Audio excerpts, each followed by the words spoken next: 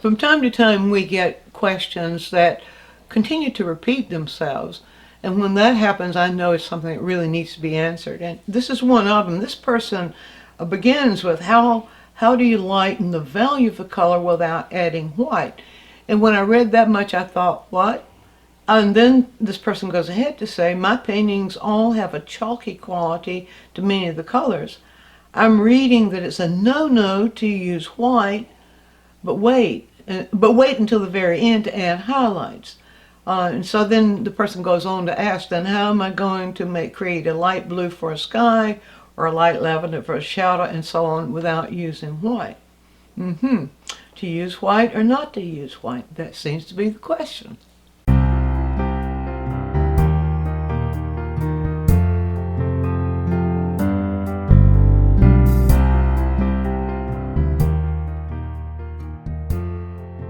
But then I have a question for you. When you look at all the Impressionist paintings, how in the world did they get those colors without using white? And who is it that's writing these books, if that's what you're reading, or on these websites? Who is it that's advising you not to use white in order to lighten colors? Those are two questions eventually I'd like to hear answered. In the meanwhile, let me show you a couple of tricks. Now I understand why using white can be a problem when mixing, mainly because the warm colors, those colors that are on the color wheel, on the warm side of the color wheel, the reds and oranges and yellows, mainly the reds and the oranges, not so much the yellow. But when you add white to those, well, they begin to go a direction other than what you would prefer. Now here's cadmium red light.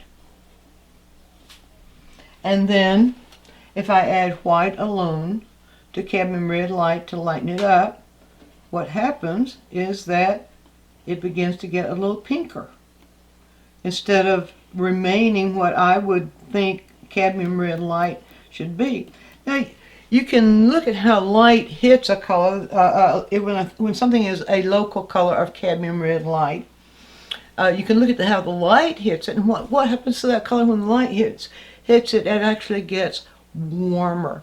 Warmer means a color that is moving more away from the red and into the yellow. And so a good way to go about that then is, let's take some more cadmium red light so we get a comparison. So here's cadmium red light. Now, what if, rather than just to mix white alone with it, what if I use white but tint it a little bit with yellow? In other words, what happens in the physics of mixing, or you might even say to a point in the chemistry of mixing, well, what happens when you add white to a pigment? Mixing pigments is different from mixing inks and light and stuff like that. What happens when you're mixing pigment? When you put white in, it cools it. It subtracts out the yellow. It subtracts out the warmth. So for colors that have any yellow in them whatsoever, then when you mix only white with it, it begins to go away from the warmth that you see in that color. So let's try this little experiment. Now the proportion is going to matter, just how much of the yellow you add. So suppose I just put a little bit of white over here and I pull some of my yellow into it. Now this is Hansa Yellow Light. This is my yellow of choice. But you could use any of those high intensity yellows. Now if I then add the yellow into the white and then use that to raise the value, look at the difference. You see how it holds on to its light, and now we see it mixing more towards what feels like a lighter value of cadmium red light. Let's get that even a little bit lighter right here so that you can see it. Now when it will reach a point like right in here, and here's another clue for you. It reaches another point where if you really need it really light, but now you add more yellow, or you add more of your yellow mixture in there, it's going then to lean more towards yellow than it will lean towards red. Let me get this mixed just a little bit better here. All right, so I'm mixing it up. Now it will, when it reaches a certain point, you'll find that then you can go directly back to white to get the lighter mixtures. And so, there you are. Now, depending on the colors you're using, whether it's in the oranges, red oranges and yellow oranges, on through orange, and then going on into the red violets, depending on the color you're using, that might determine which of those warmer colors you add back into it. But I want to add to that as colors move around on the other side of the color wheel, yellow moves towards yellow green, moves towards green, moves towards blue green. So let's go there first, and then I'll show you something else. So suppose you are working with green.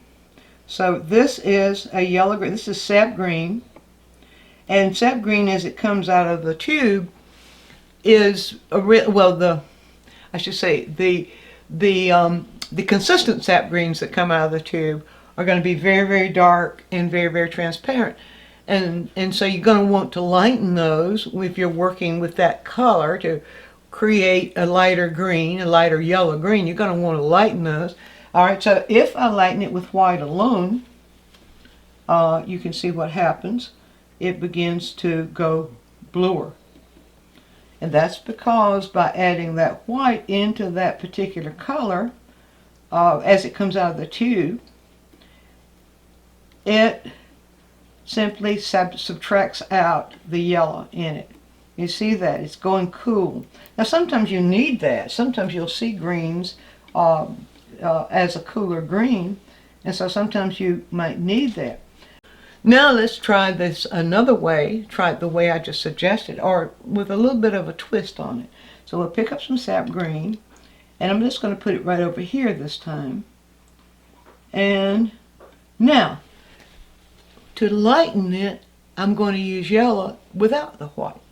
And the reason for that is that as we will lighten the sap green, this is the yellow green, as we lighten yellow green with yellow, we also emphasize the yellow as well as the light. So we see now as it begins to lighten, let's get that just a little bit lighter, a little bit more yellow.